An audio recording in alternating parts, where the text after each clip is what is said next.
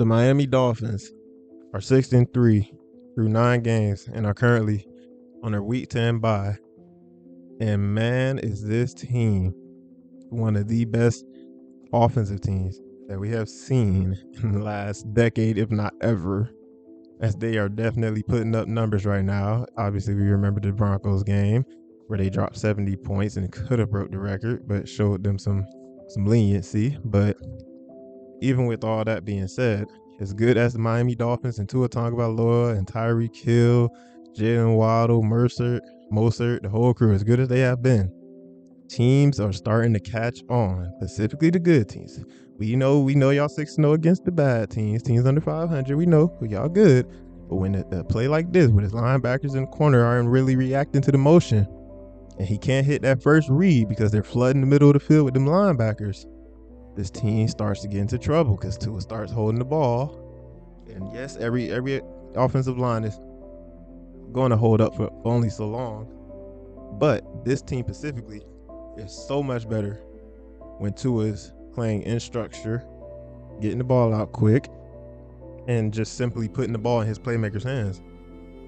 I mean, Tua has 2,647 yards, 19 touchdowns, 7 interceptions, 90 passing grade, which I want to say was the best in the league last I checked. Might have changed because of Week 10, but he's definitely top 3 in passing grade. 94.7 deep passing grade. But there's just little things, like even on a play like this where he almost throws a pick, even though he had the receiver wide open at the bottom.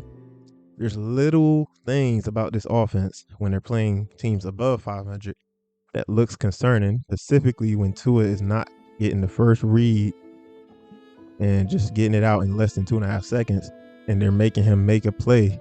Tua is not the best at extending the play. It's really that's just a fact.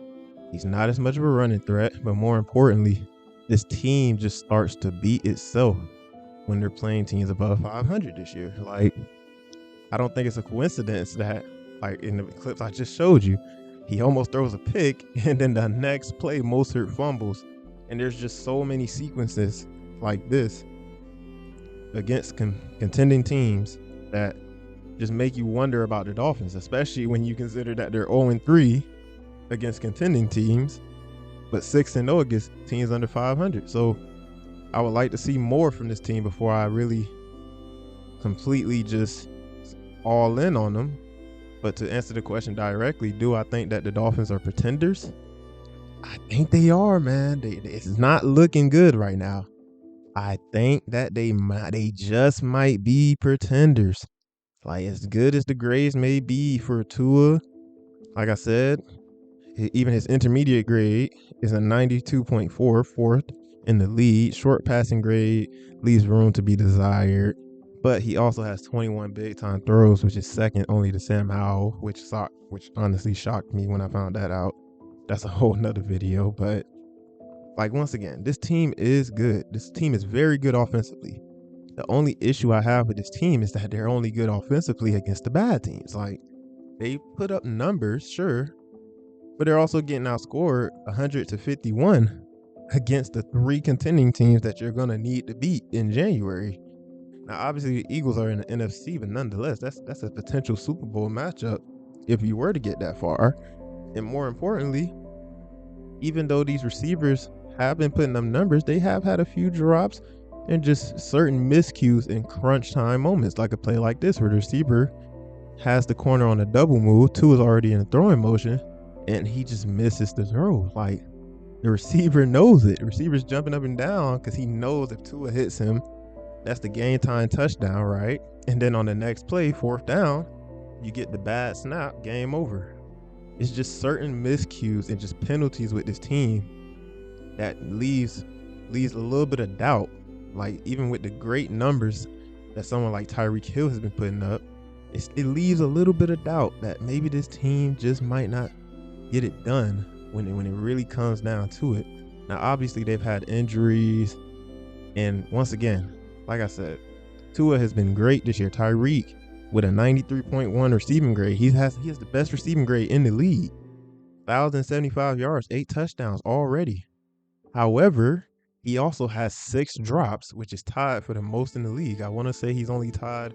Only person that has as many as him is, I want to say, Puka, who's a rookie. So it's not really ideal for one of your best players to already have so many drops. But once again, even with the drops, he has 50 first downs, which is the most in the league. He has the most yak yards in the league. And he has a 130.4 passer rating when targeted. Tyreek and Waddle are both top 5 against zone and man coverage. Well, top 5 against zone for both of them. Tyreek is top 5 in man and zone. And Tua is one of the least pressured quarterbacks in the league. He's 30th out of 37 in pressures. He's only been pressured 53 times, which once again I feel like is somewhat the product of a weaker schedule. But Tua is good when he's kept clean, right? Passer rating when kept clean is 118.8, one of the best in the league.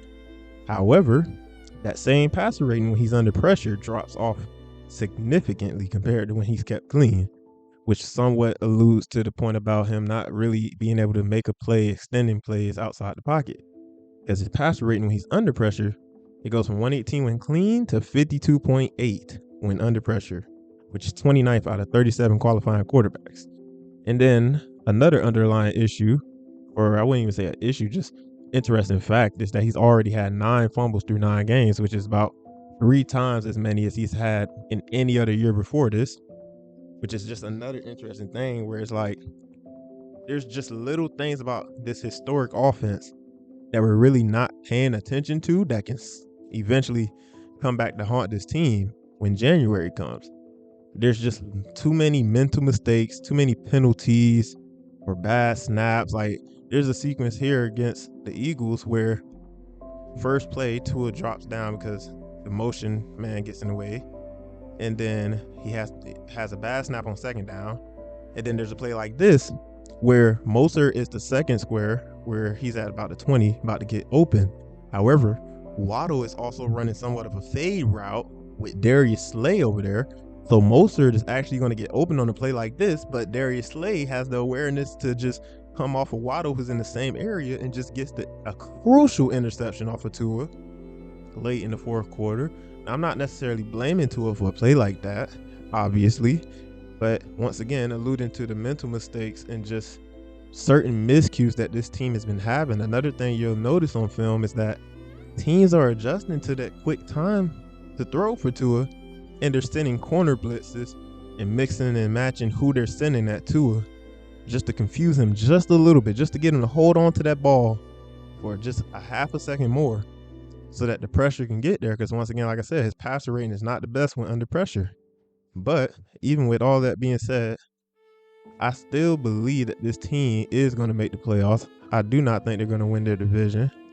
I think Buffalo might figure it out towards the end, but I'm not going to say they're just definitively like, oh, they're not going to win their division, but I do think this team's is ugly. The ugliness that's hidden below the historic numbers against the under 500 teams, the ugliness is going to start showing sooner on the tape and in the numbers. And this team is going to have to figure it out and figure out how they're going to get it done against Kansas City, against the Bengals, against Baltimore. All these good teams, specifically Baltimore. I want to say y'all play Baltimore coming up in a few weeks.